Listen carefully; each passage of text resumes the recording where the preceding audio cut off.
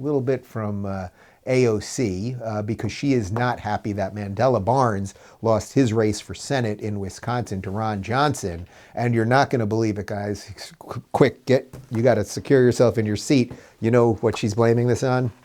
Yeah, racism. I think there's an argument to be made that when we speak and distance ourselves too much, it's important to identify ourselves strongly as who we are. I think Tim Ryan ran a phenomenal race. Mandela Barnes ran a great race. I think there are racial dynamics in that race that need to be discussed in terms of how Republicans targeted a black man running in that race. And I think that needs to be just put out there. Man, AOC, you are just such a clown. It is so unfortunate that she is still part of this government. You know, it's interesting there. She says there, she talks about two races. Tim Ryan, so Tim Ryan lost obviously to J.D. Vance in Ohio, and then Mandela Barnes, who lost to Ron Johnson in Wisconsin. So she's upset about these two losses.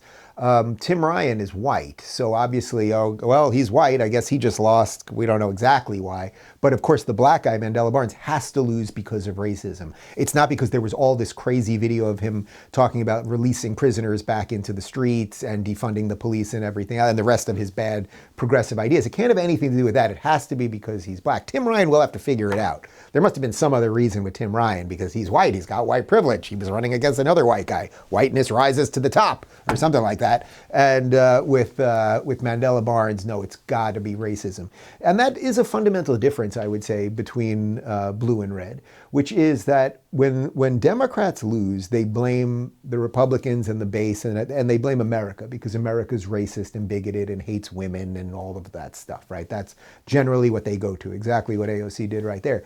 Republicans, when they lose, and Republicans are sort of taking this thing as a loss, even though I said Republicans are going to get the House. It's not a total loss, and we'll see what happens with the Senate.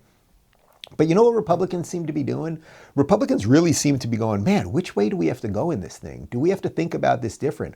Was a guy like Dr. Oz a real mistake? Because look, we ended up with Fetterman, so maybe we don't want these Hollywood type people, even though someone like me kind of came around on him, but maybe that was a real mistake there. Maybe if you take people like Blake Masters, again, who I like, and Carrie Lake, who I like, that these were people who were not in politics before, and you ran both of them in Arizona. Maybe that was a mistake. Like Republicans all, and I can tell you this from sitting here with Rand Paul and with Jim Jordan, and I'm going to continue talking about it this week with other Republicans, are all kind of going, well, what can we do a little bit differently here? Do we have to go more the Trump route?